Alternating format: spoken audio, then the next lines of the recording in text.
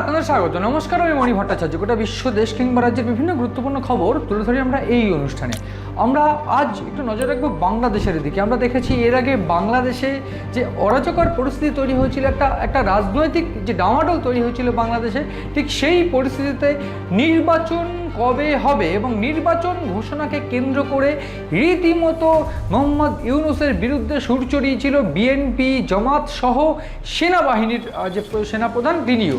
ফলে এই যে সেনাবাহিনী, বিএনপি বা অন্যান্য যেসব রাজনৈতিক দলগুলো যে সুর চড়িয়েছে, ঠিক সেই পরিস্থিতিতে এনসিপি যারা সদস্য, নতুন ছাত্রদল যারা দল গঠন করেছে, এনসিপি নামক যে দল গঠন করেছে, তাদেরকে সঙ্গে নিয়ে এক প্রকার এই মোহাম্মদ ইউনূস তিনি কিন্তু একটা নতুন ষড়যন্ত্র করেছিলেন যে কোনোভাবে এই গদি টিকিয়ে রাখতে গেলে তাকে কিন্তু পদত্যাগ নামক একটা নাটক করতেই হতো, এবং ঠিক সেই কারণে তিনি পদত্যাগ নামক একটা নাটক করলেন। এবং পদত্যাগ নামক এই নাটক তাকে কিন্তু ব্যাকফায়ার করবে, এই ঘটনা আমরা আগেও বলেছিলাম। ঠিক সেই পরিস্থিতিতে এবার কিন্তু নতুন একটা বিষয়, নতুন একটা সমস্যা বাংলাদেশের জন্য সামনে এসেছে। এবং শুধু সমস্যা নয়, যেটা বাংলাদেশের এই মুহূর্তে একদম এমার্জেন্সি পরিস্থিতিতে হওয়া উচিত, সেটা হচ্ছে নির্বাচন। আমরা দেখেছি এই ঘটনাক্রমে যদি দেখা যায়, আওয়ামী লীগকে রীতিমতো নিষিদ্ধ ঘোষণা করা হয়েছে, এবং আওয়ামী লীগকে নিষিদ্ধ ঘোষণা করার পর বিএনপি তারা কিন্তু রাজনৈতিকভাবে দেখেছে যে তাদের কিন্তু একটা একদম মোক্ষম সুযোগ এই সময়েই যদি ক্ষমতা দখল করা যায়। ঠিক সেই পরিস্থিতিতে বিএনপি বা জামাত তারা কিন্তু রীতিমতো চাপ দিতে থাকে। এবং সব থেকে চিন্তার যে ওয়াকারুজ্জামান, বাংলাদেশের সেনাবাহিনীর প্রধান, তিনি একজন খুব তীক্ষ্ণ মাথার এবং খুব দুর্ধর্ষ বুদ্ধিমান একজন সেনাপ্রধান। তিনি যেটা করেছেন, একেবারে উল্লেখযোগ্যভাবে তিনি হুমকি দিয়েছেন। সেনা কর্তাদের নিয়ে একটা বৈঠক হয়েছে, এবং সেই বৈঠকে তিনি কিন্তু হুমকি দিয়েছেন, পরিষ্কার করে বলে দিয়েছেন যে এই মুহূর্তে আমার কোনো অভিভাবক নেই।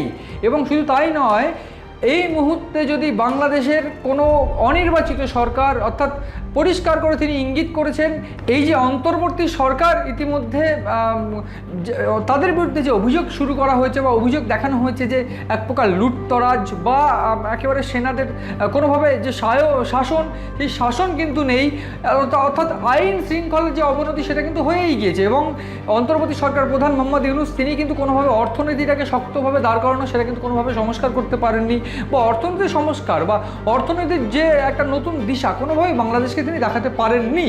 ঠিক সেই পরিস্থিতিতে যে চিত্রটা আমাদের একেবারে সামনে চলে এসেছে, যে একদম যে চিত্র পরিষ্কার করে দিচ্ছে যে বাংলাদেশের খোকলা অবস্থা, ঠিক তার মধ্যেও একটা ষড়যন্ত্র ইউনূস বজায় রেখেছে, সেটা হচ্ছে ভারত বিদ্বেষের ষড়যন্ত্র। ভারতের বিরুদ্ধে কীভাবে কাজ করা যায়, এক প্রকার তিনি দেখা গিয়েছিল যে সামরিক শাসন বজায় রাখতে বা সামরিক শক্তি, অর্থাৎ তার গদি ধরে রাখতে সামরিক শক্তি চেয়েছে চীনের কাছে।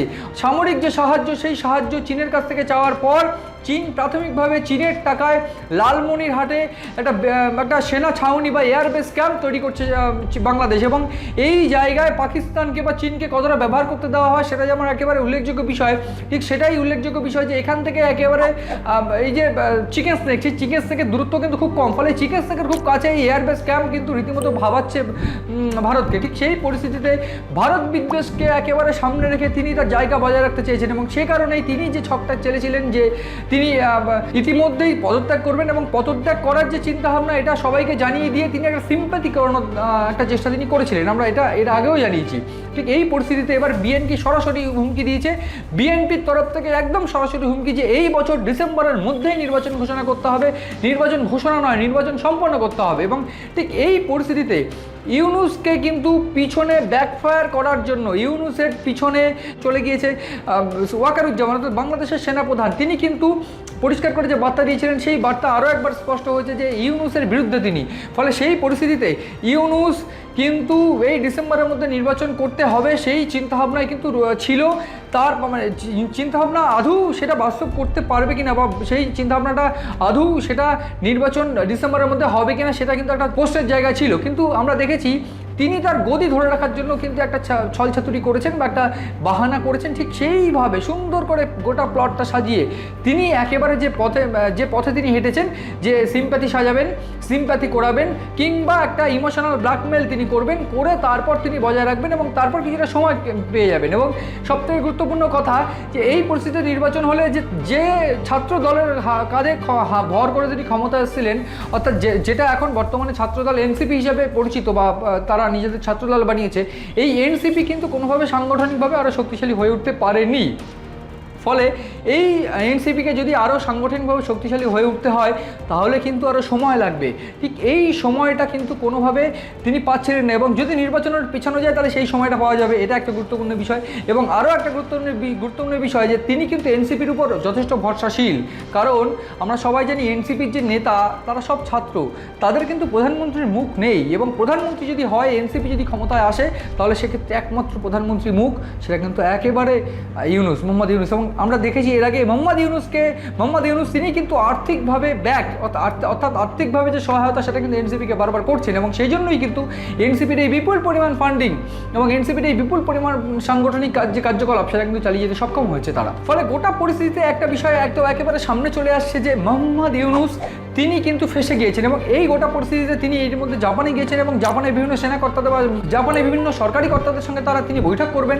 তিনি বৈঠক করে যে পর্যায়ে তিনি পৌঁছানোর চেষ্টা করছেন, যে কোনোভাবে জাপান থেকে যে সামরিক সাহায্য বা জাপানি কোনো চাল তিনি চালবেন কিনা সেটা অবশ্যই দেখার। এবং ইতিমধ্যে যে খবর এসে পৌঁছচ্ছে যে জাপানে তিনি বৈঠক করেছেন, এবং জাপানে একটা সাংবাদিক সম্মেলনে তিনি পরিষ্কার করে জানিয়েছেন যে বাংলাদেশের যে রাজনৈতিক দলগুলো ক্ষমতা ছিনিয়ে নেওয়ার জন্য বা কেড়ে নেওয়ার জন্য বা ক্ষমতা দখল করার জন্য একেবারে পাগল হয়ে গিয়েছে। এই বক্তব্যটা কিন্তু রীতিমতো যথেষ্ট চাঞ্চল্যকর, এবং একটা বিষয় বারবার করে সামনে আসছে যেখানে ক্ষমতাকে একেবারে এই ক্ষমতা কেড়ে নেওয়ার যে প্রশ্ন তিনি করছেন, ফলে কোথাও কি এই প্রশ্নটা উঠছে তো কোথাও কি তিনি ক্ষমতা আঁকড়ে ধরে বসে রাখতে চাইছেন? কোনো নির্বাচন ছাড়া একেবারে ছাত্রদের কাছে ভর করে তিনি ক্ষমতা এসেছিলেন, কোনো নির্বাচন কেউ হয়তো তাকে পছন্দও করছে না।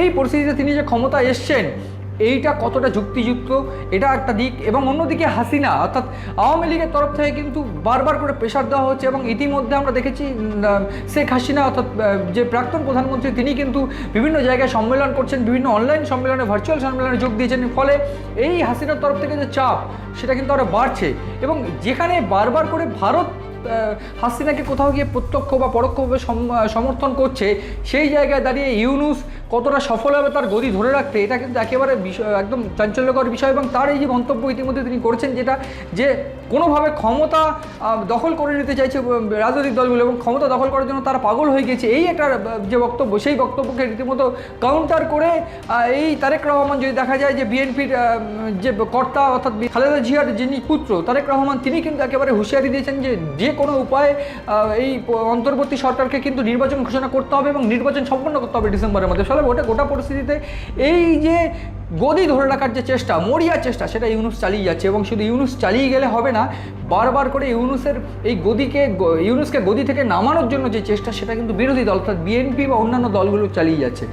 এই গোটা পরিস্থিতিতে রাজনৈতিক যে ডামাডোল বাংলাদেশে রয়েছে সেই দিকটাও কিন্তু নজর রয়েছে আমাদের। পাশাপাশি ইউনূস তার রাজনৈতিক কূটনৈতিক চাল এবং বিভিন্ন দেশ থেকে গিয়ে সামরিক সাহায্য এনে ঠিক কতটা তার গদি ধরে রাখতে পারবে, আদৌ তিনি গদি ধরে রাখতে পারবেন কিনা, এবং তার রাজনৈতিক কূটনৈতিক চাল কতটা সফল হয় সেদিকে কিন্তু নজর রয়েছে আমাদের।